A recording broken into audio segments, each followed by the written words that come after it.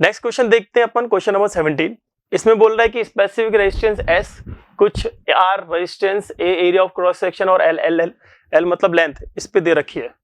तो बोल रहा है कि अगर लेंथ को डबल कर देंगे तो स्पेसिफिक रेजिस्टेंस क्या होगी। अच्छा, स्पेसिफिक रेजिस्टेंस मतलब होता है रेजिस्टिविटी, और रेजिस्टिविटी डिपेंड करती है हमारे पे टेम्परेचर पे या मटेरियल पे।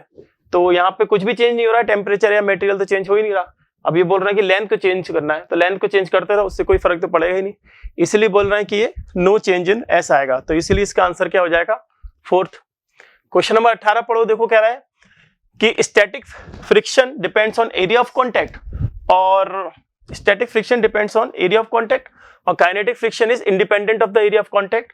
और तो देखो सबसे पहली बात तो होती है कि स्टैटिक फ्रिक्शन या काइनेटिक फ्रिक्शन दोनों ही क्या होते हैं कि एरिया पर इंडिपेंडेंट होते हैं। ठीक है, तो अगर हम पहली स्टेटमेंट पढ़ें कि ये बोल रहा है कि depends on the area of contact, यानी कि पहली स्टेटमेंट हमारी गलत हो गई। तो ये दोनों काइनेटिक फ्रिक्शन और स्टैटिक फ्रिक्शन किस पे डिपेंड करते हैं, हमारे पास ये एरिया ऑफ कॉन्टैक्ट पे जो होते हैं ये हमारे पास डिपेंड नहीं करते हैं, और किस पे, मटेरियल पे डिपेंड करते हैं। तो पहली स्टेटमेंट बिल्कुल ही गलत है। अब जहां पहली स्टेटमेंट गलत आ गई, इसका मतलब क्या हो गया, ये हमारे पास फोर्थ ऑप्शन यहीं से ही आ गया कि असर्शन इज फॉल्स, और रीजन ट्रू है। तो रीजन देख लो, kinetic friction independent of area, सही बात है, और मटेरियल पे डिपेंड करेगा, यही तो कह रहा हूं मैं। फिर देखते हैं क्वेश्चन नंबर 19 कि work done by electrostatic force on an object when moved on an equipotential surface is always zero. अच्छा देखो, वर्क डन जो आता है ये बोल रहा है कि इलेक्ट्रोस्टैटिक फोर्स यानी इलेक्ट्रोस्टैटिक फील्ड का वर्क डन पूछ रहा है।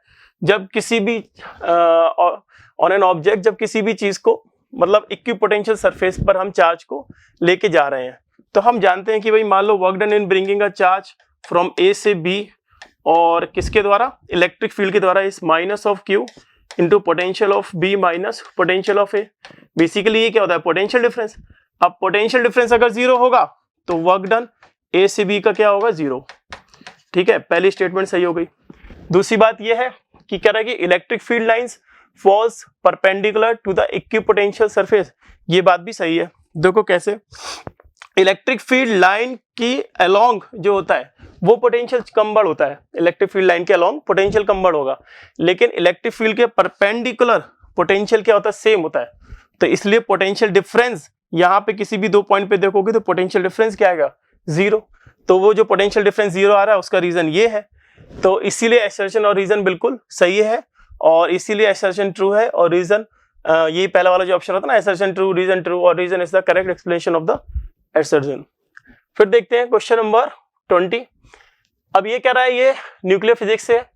इसमें कह रहा है कि एक न्यूक्लियस है कार्बन C13, और ये ब्रेक हो गया हमारे पास C12 प्लस कुछ एक न्यूट्रॉन में। C13 का दे रखा है इन्होंने 13.013975, इतना मास कुछ दे रखा है। C12 का दे रखा है 12U, और N का दे रखा है 1.008665U, U मतलब एटॉमिक मास यूनिट। अब हमें पता है कि इस तरीके की कोई न्यूक्लियर रिएक्शन है तो उसमें क्या होगा कि जो ये रिएक्टेंट होता है और ये प्रोडक्ट, तो रिएक्टेंट का मास ज्यादा होता है, प्रोडक्ट का कम होता है, तभी ये पॉसिबल फिजिबल होगी। अगर इसका मास ज्यादा होगा और इसका मास कम होगा, तो ये जो मास कम हो जाता है तो जो मास का डिफेक्ट है वो किस में चला गया, एनर्जी में चला गया। तो अगर हम मास इफेक्ट में करें, मतलब डेल्टा एम अगर हम इस तरीके से करें कि 13.0139975 माइनस 12 प्लस 1.008665, इसको माइनस करें, इसको सॉल्व करें तो ये आएगा 0.00531 AMU। अब हमें पता है कि एक EMU में जो एनर्जी निकलती है वो 931.5 या 931 MeV होती है, मेगा इलेक्ट्रॉन वोल्ट। तो अगर हम बात करें कि इसमें कितनी एनर्जी निकलेगी इस वाले में, तो हम इसके लिए क्या करेंगे कि 0.00531 इंटू 931 से मल्टीप्लाई कर देंगे, which is comes out to be nearly 4.94 MeV। तो इसलिए इसका आंसर क्या हो जाएगा, इसका आंसर हो जाएगा थर्ड।